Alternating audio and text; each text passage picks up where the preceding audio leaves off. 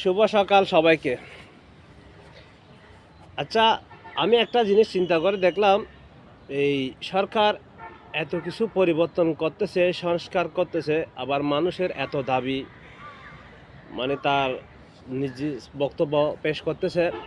তা আমিও আমার একটা বক্তব্য পেশ করতেছি। এটা আসলে আমার নিজের কোনো স্বার্থের জন্য না, এটা জনগণের স্বার্থের জন্য।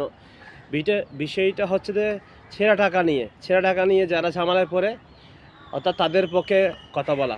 কিছুদিন আগে আমি একটা জামানা পড়েছিলাম, একটা 500 টাকার নোট নিয়ে।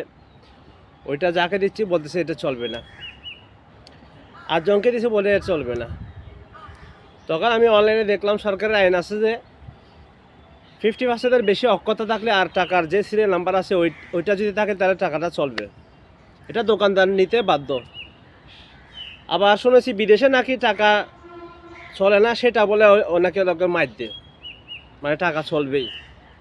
টাকা তো চেরা ফাটা থাকতে পারে, এটার একটা নির্দিষ্ট নিয়ম আছে। তাহলে টাকা তো মানুষ বানায় না, টাকা তো বানায় সরকার। এগুলো আমাদের হাত থেকে আসা যাওয়া করে, এগুলো টাকা ছিঁড়ে যায়।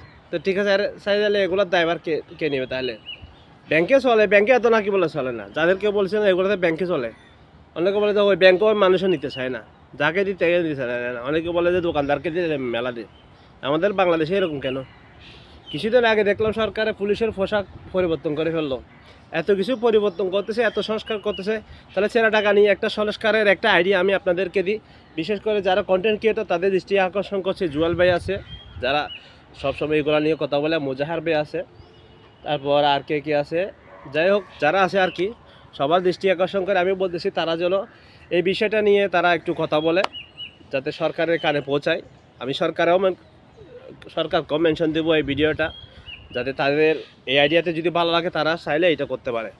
অর্থাৎ আমার আইডিয়াটা কি, টাকাতে বিভিন্ন ছবি দেওয়া হয়, মানুষের ছবি হোক। আমি তো শেখ মুজিবের ছবিও দেখলাম, অনেকে তো শেখ মুজিবের ছবি তোলার জন্য অনেক উঠে পড়ে লেগেছে। যাই হোক, এটা তোলার জন্য আমি বলবো না। যাই হোক, ছবির এক পাশে হোক বা চোখে যে কোনো একটা খালি জায়গায় হোক, ওই নিয়মটা লেখা হোক। কোন নিয়মটা? ছেঁড়া টাকা চলার নিয়ম আর কি। ছেঁড়া টাকা চলার নিয়মটা টাকার ওইখানে লেখা হোক। ওই 50%-এর অক্ষতে বেশি থাকলে টাকাটা, তাহলে টাকাটা বৈধ, অর্থাৎ চলবে। তারপর এই নিয়মটা যদি থাকে, টাকা চলার 2 লাইন, এই নিয়মটা যদি থাকে, তাহলে দোকানদার না নিতে অবশ্যই বাধ্য হবে। এখন উনি বলতে পারবেন যে টাকাটা চলবে না, টাকার উপরে তো লেখা থাকবে। সাথে সাথে ওনাকে মানে এটা পাবলিকও সচেতন হইতে হবে, পাবলিকও জানবে।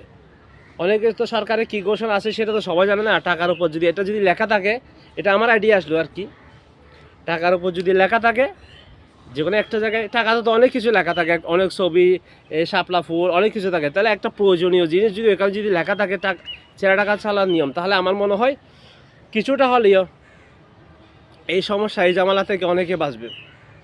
তো যারা এখানে আমার ভিডিও দেখতেছেন, তাদের যদি এরকম যদি ইচ্ছা যদি মনে হয়, আপনারা ভিডিওটি শেয়ার করবেন। শেয়ার করে আপনাদের এই প্রশাসনের লোক যারা আছে তাদেরকে বসে দিবেন, এবং তাদের মাধ্যমে হয়তো সরকারের কাছে যদি যায় বা জনগণের কাছে যায়, তারা যদি একমত যদি করে, তাহলে হয়তো এটাই সম্ভব হবে। সরকারের পরিবর্তনটা আসলে কিসের জন্য আসলে আসে কিসের থেকে জানেন? পাবলিকের থেকে, একজন পাবলিকের আইডিয়া থেকে।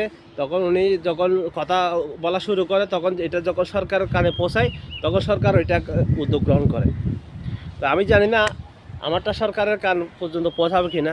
যাই হোক, আপনাদের কাছে পর্যন্ত পৌঁছেছে, এটাই আমার কি ভাগ্যের ব্যাপার। যাই হোক, সবাই ভালো থাকবেন, সুস্থ থাকবেন। আল্লাহ হাফেজ। পরবর্তী আসবো অন্য কোনো বিষয় নিয়ে কথা বলতে। সে পর্যন্ত বিদায়।